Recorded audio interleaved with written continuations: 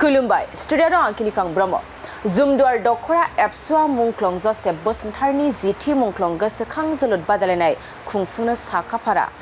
मुंख्लं जसेफ बसुमतारि बिथाङा बर' हारिनि थाखाय जिउ बाउसोमदोंमोन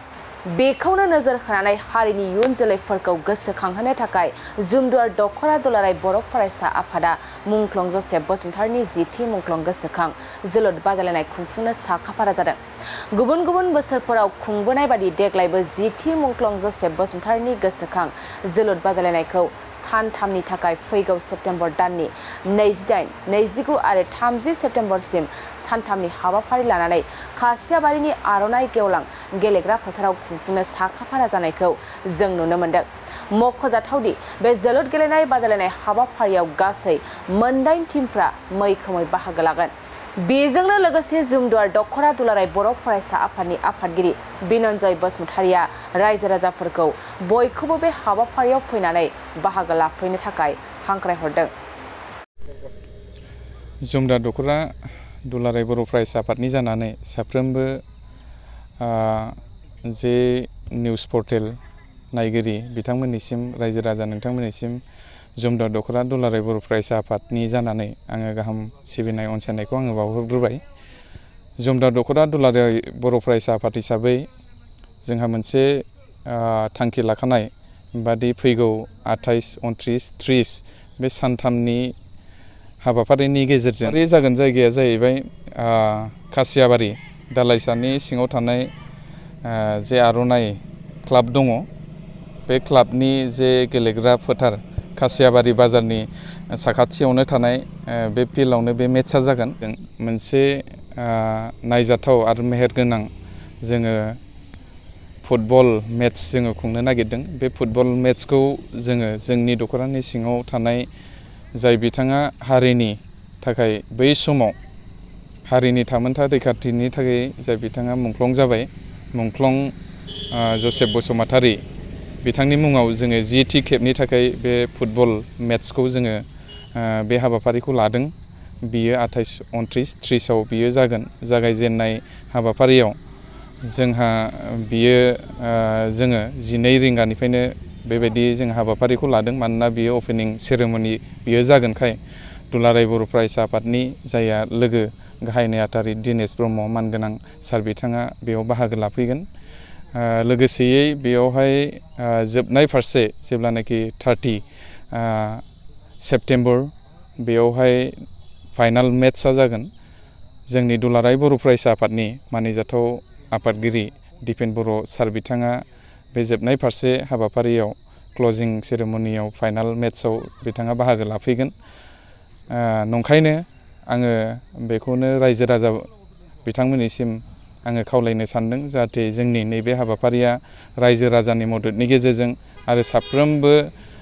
जोंनि ओनसोलनि रायजो राजाफोर आरो इन्टेलेक्सुयेलफोरनि गेजेरजों बे हाबाफारिया साक्सेसफुल जाफुंसार जागोन बेखौ मिजिंथिदों लोगोसेयै बे टीमाव मोजां माखासे टीम दङ जोङो टीमखौ हांख्रायदों बेयावहाय ग्लबेल एफसि थाबाय सालबागान एफसि थाबाय दतमानिफ्राय मोनसे एफसि बेबायदि टीम दङ लोगोसेयै जिबिएफसि बेयावहाय गासै 8था बेयावहाय टीमा दङ दा बेबायदिनो माखासे हाथरखि क्लाब दङ फ्रेन्स क्लाब दङ आर'नाइ टीम दङ दा बिदिनो गासै 8था टीम बेयाव बादायलायनाय हाबाफारिया जागोन रायजो राजाफोरखौ बेखौनो खावलायगोन दि जिहेतुके जोंहा गोबांनो गेलेनाय बिथिङाव एसे जोङो दा बुंनो हायो एसे आवगायबाय थेवब्लाबो बिराद लामा हान्थिनांगौ दंबावो गेलेनाय फारसे आरो खामानि मावनांगौ दंबावो फिउचारनि थाखाय आरो जेनेरेसननि थाखाय जायफोरा इयुथ्सफोर दङ जायफोरा उन्दै गथ'फोर दङ दा बैसोरखौ एनकारेज होनो थाखाय जोङो नैबे फुटबल मेट्सखौबो जोङो लाफादेरनाय जादों जाहाथे बिनि गेजेरजों बे मेट्सनि गेजेरजों रायजो राजाफोरा इन्टारेस्ट बेबायदि मोननायनि गेजेरजों गावनि जे गथ'फोर दङ आरो एरियायाव जोंहा गोबां लाइमोनफोर दङ बै लाइमोनफोरा जाहाथे इनकारेज मोनो बेनि थाखाय आङो स्पेसियेलि रायजो राजा बिथांमोनखौ नायफैनो थाखाय आङो खावलायगोन जाहाथे जाय गेलेगिरि बिथांमोनबो दङ गेलेगोन टीम बिथांमोनाबो मोजांथारै इनकारेज मोनलाङो जोंनि एरियाखौ मोनसे पिसफुल मोनसे मेट्स पिसफुल मोनसे प्रग्राम बिनि गेजेरजों जाफुंसार जादों होननानै बिथांमोनाबो जाहाथे जोंनि एरियाखौ मिथिलाङो आरो गोजान गोजान जायगानि मानसिफोराबो बेनि गेजेरजों मेसेजआ थाङो बेखौ आङो खावलायगोन नायफैनो थाखाय। बाजाज बाइक सालायनो मोजां मोनग्रा रायजो राजाफोरनि थाखाय मोनसे गोजोनथाव खौरां। सेरफांगुरि बाजाज श'रुमा फुजा 2024 धामाका अफार होगासिनो दं। क'क्राझार जिल्ला सेरफांगुरियाव थानाय फुंखा इन्टारप्राइज बाजाज श'रुमा सेप्तेम्बरनिफ्राय 30 अक्ट'बर फुजा 2024 धामाका अफारनि खाबुफोर होगासिनो दं। नोंथांमोना सेरफांगुरियाव थानाय फुंखा इन्टारप्राइज बाजाज श'रुमाव खुंफुंजानाय फुजा धामाका अफाराव फैनानै नोंथांनि लुबैनाय बाजाजनि बाइकखौ लांफैनो हागोन।